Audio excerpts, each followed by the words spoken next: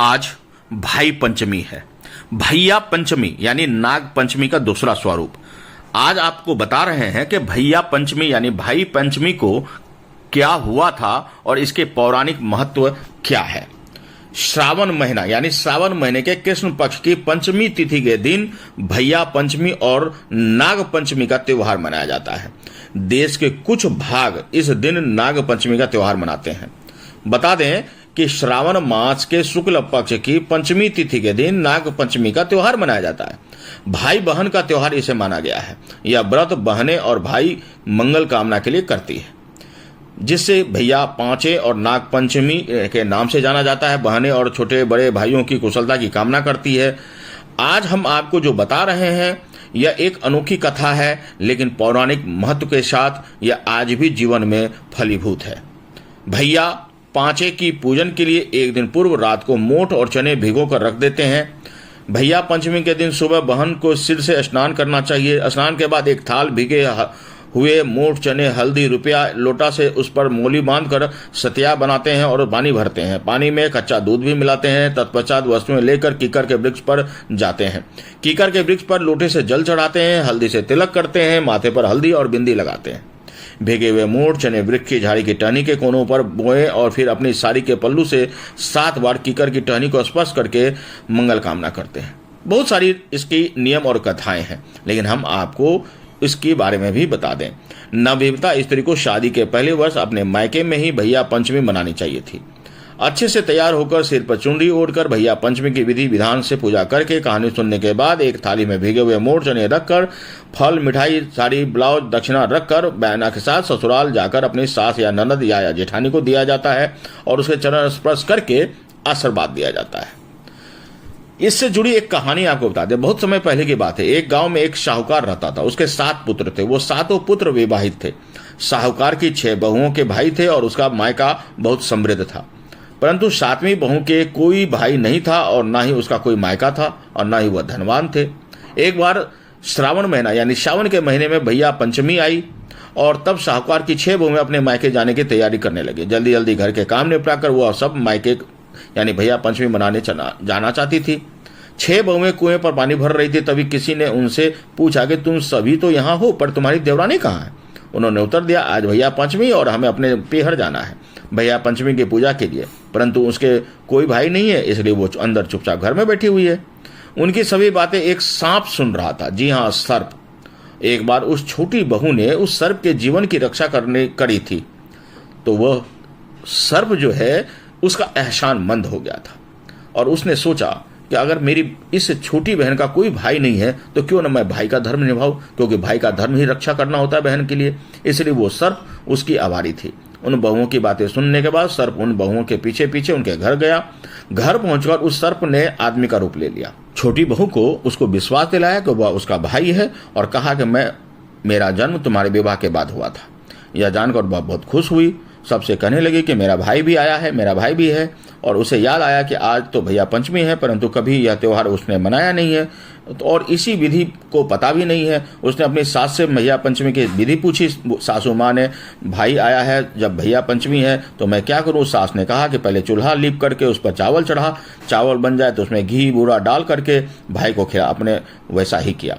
खाना खाने के बाद भाई ने कहा कि बहन, मैं तुम्हें अपने घर ले जाने के लिए आया हूँ, तुम सब मिल करके बहुत खुश होंगे जब आओगे। तो बहू ने अपने सास से पूछा तो उसकी सासू माँ भी उसे जाने की आज्ञा दे दी। जब इंसान के रूप में सर्प अपनी बहन को अपने साथ लेकर वहां से जाने लगा तो मार्ग में उस बहन को अपने विषय में बताया कि मैं एक सर्प हूँ और एक बार तुमने मेरे जीवन की रक्षा करी थी, मुझे भाई माना था, इसीलिए मैं तुम्हें तुम्हारा धर्म भाई बनकर तुम्हारे पास आया हूँ। अपने बिल के पास पहुंचकर मैं अपने असली रूप में आऊंगा।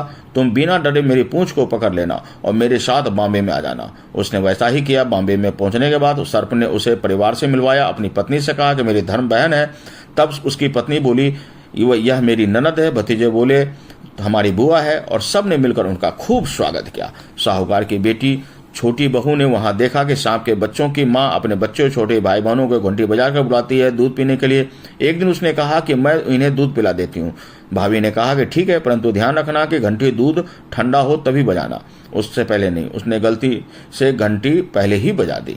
तब तक दूध गर्म था और सांप के छोटे भाई का गर्म दूध पीने की वजह से जीभ, फन, मूछ आदि जल गए। इससे वह बहुत नाराज हुए। उन्होंने गर्म दूध से उसे जला दिया। उसको सजा देंगे और हम इसको खाएंगे। तब इसकी भाभी ने कहा कि नहीं, इनसे गलती हुई है, इन्हें माफ कर दो, मैं इनकी तरफ से क्षमा मांगती हूँ। तभी सबकी पत्नी के पुत्र हुआ तो उस अपनी ननद यानी शाहूकार की छोटी बहू से पूछा, बोलो ननद जी, आपको क्या चाहिए अपने भतीजे के जन्म की खुशी में। तब उसने अपनी भाभी से एक 9 लखा हार मांगा। भाभी ने ननद को 9 लखा हार भी भेंट किया और कहते हैं कि यदि आप उस हार को पहनोगी तो हार ही रहेगा, परंतु अगर कोई दूसरा इसे पहनेगा तो वह सर्प बन जाएगा। इधर साहूकार का छोटा लड़का अपनी पत्नी को लेने के लिए पत्नी से और ईश्वर से प्रार्थना कर, हे ईश्वर, मेरे पति को यह पता लगे चलेगा कि मेरा सर्प मेरा भाई है तो पता कैसे चलेगा, इसलिए आप इस बाम्बी से स्थान पर महल बना दो। ईश्वर ने उसकी मनोकामना पूर्ण कर दी। वहां महल बन गया था। उसका पति आया और उसे बाकायदा वापस घर ले गया। धन दौलत घोड़े सब कुछ देकर उनसे विदा दिया गया। दासी, हाथी, धन दौलत सब। जब वहां से वे निकले तो मार्ग में साहूकार के बेटे को याद आया कि वो वहां पर अपना कुछ सामान भूल आया है। उसने अपने सामान लाने के लिए वापस जाने के लिए कहा तो उस स्त्री ने कहा कि कौन सा कीमती सामान। उसने कहा कि अब क्यों लौटना चाहते हो। उसका पति नहीं माना। वापस लौटकर स्थान पर गया तो वहां कुछ भी नहीं था, कोई महल नहीं था, कुछ भी नहीं था, सिर्फ एक सांप की बांबी थी। यह देखकर साहूकार के बेटे को बहुत क्रोध आया। अपनी स्त्री से कहा, तुमने मुझे भ्रम में रखा, तुमने मुझे धोखा दिया है। अब सच बताने की बारी थी। आपको बता दें कि पत्नी ने उसे सारी कहानी सुनाई, सारी बात बता दी और ईश्वर से प्रार्थना की 2 दिन के लिए उस बाम्बी के स्थान पर एक महल हो जाए, जिससे किसी को इस बात का पता न चले। उसके पति को इसकी बात पर विश्वास हो गया और उसे वापस घर लौट आया। बहुत दिनों बाद साहूकार की छोटी बहू के पुत्र हुआ। साहूकार की छोटी बहू ने अपनी ननद से पूछा कि तुम्हें क्या चाहिए, तो उसने ननद ने कहा, आप जो मायके से 9 लाख हार लाई वो मुझे चाहिए। तब छोटी बहू ने कहा कि तुम उसकी जगह पर कुछ भी ले लो, लेकिन यह मत लो। वो नहीं माना। उसने समझाया कि यह सर्प बन जाएगा, तब भी वो नहीं माना।